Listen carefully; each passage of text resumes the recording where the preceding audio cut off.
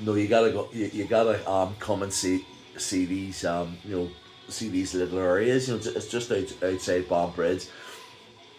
And I said to him, are you two of these witches? That you aren't, because obviously you know where they were. This girl that I was talking to was blonde, and she was really pretty and like kind of more or less innocent than the one that was interested in Joe, or Joe was interested in, was darker, but I wasn't thinking witches of Eastwick or anything at that stage. But we knew we had to go somewhere with them, in the Bombridge area, because we couldn't go back to Belfast, because otherwise, and then obviously Joe was married, I wasn't, I was just a wee art student. So we went around by the outskirts of Bombridge, and we came across like this stone wall, parked the van up, and the girls got out and said, right, we gotta go through this wee opening here, in the wall. And when we got through, we walked for a wee bit further, and then there was like this clearance, and then there was like all this, you know, all these burned remains and stuff. And I'm going, what the hell's all this about? And the girl said, this is where the witches have their gatherings, and I said, is there going to be one tonight? And they went, no, no, no, no, no, no, no. No. And I went, thank God for that. But it was really, really, really creepy. So we went back up to the wall where the gap was, and I said to Joe, thank God you didn't have the dog still in in the van, because they would have, probably brought it back to life or something, and we're laughing. And then Joe said, look, listen, here's a score, right? Now this is what happened, and this is seriously what happened. He said, there's only time for, so you and Blondie are going to have to spend time in the van.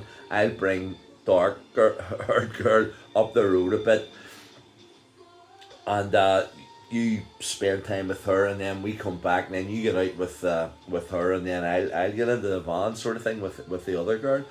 So I mean, we're fucking teenagers. Well, I was a teenager. He wasn't. He was a wee bit older than me, but I still knew what was going on and stuff anyway. So Joe went off, and then I was talking to the girl, and then we'll get into the van, and we had a wee bit of a just some fun stuff. And then next minute, boom, boom, boom, on the side of the van, and I'm going, Joe, we're going to be a minute or two. You've only given us like 10 minutes here. Give us a minute, and you'll have your time, sort of thing.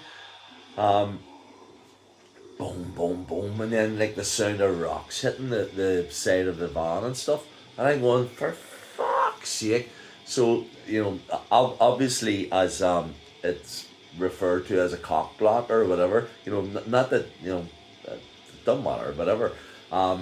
So everything sort of quelled down, in the heat of the moment, because all this noise, and the van's being rocked fucking backwards and forwards. And I'm going, Joe, if you want to fucking get into the van, wait a minute. And the girl and I got out of the van and sort of went, go in, we'll go for a walk. And I looked at the top of the road, about 200 metres away were the silhouettes of Joe and the girl, like 200 metres away. There was absolutely no way that it could have been them.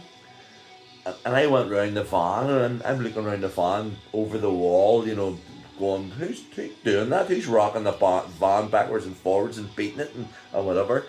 And Blondie, she said to me, yeah, that would be like the older witches. And I'm going, well, can you tell them to stop? And she said, not really, they're dead, I'm going, ah! So I ran up to the top of the hill and said to Joe, I know that you're, planning on having a little liaison or whatever, but we've got to get out of here, because everything's going fucking crazy, you know. And he walked down with me and the two girls sort of had a little chitter chatter sort of thing, and then said, yeah, it's probably better that we actually leave here, now sort of. I went, we're leaving anyway. I'm telling you, it doesn't matter whether you think it's the good thing to do or not. We're going. And we left.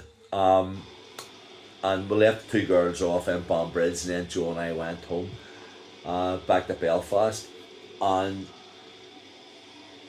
I'm telling you, I mean, I'm not saying I can't remember the girls' names, but they were pretty.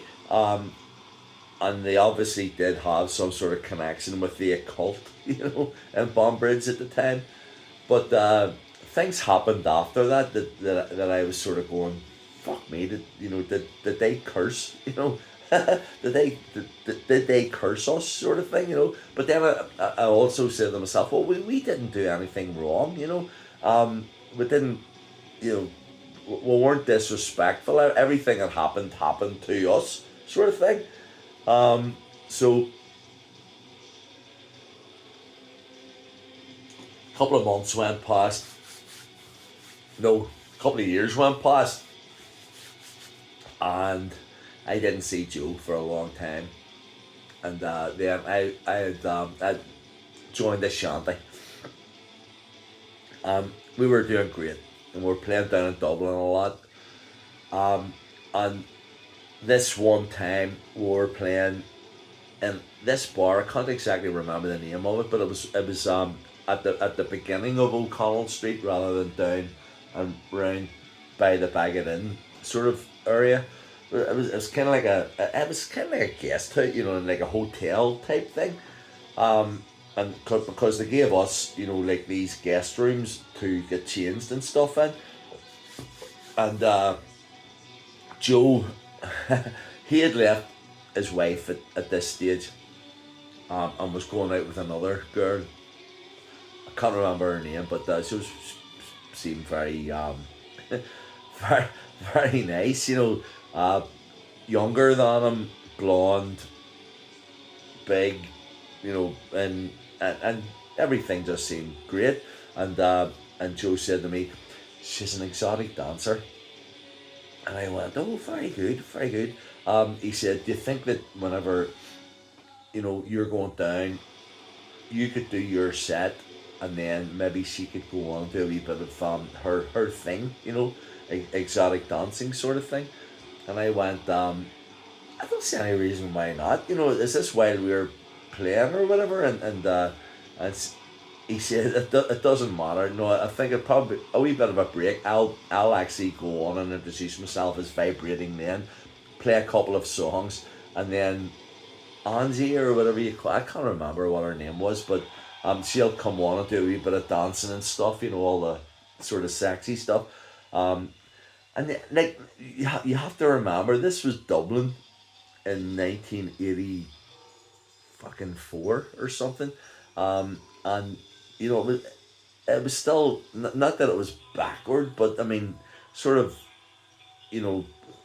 everybody was like religiously prim and proper sort of thing. There were no strip joints, there was no exotic dancing, there was no, it was an era away from what modern Dublin is now, sort of thing. So we went on and did our set to the halfway point, and everything was great. It was recorded and everything. I mean, when I heard the recordings of our set that night, we sounded really, really, really on form. So we took a wee break just so that Joe could introduce Angie. I think that was her name. And I was expecting this girl to come out, with leopard skin leggings on, fringes, waistcoat or whatever. And what she basically came out in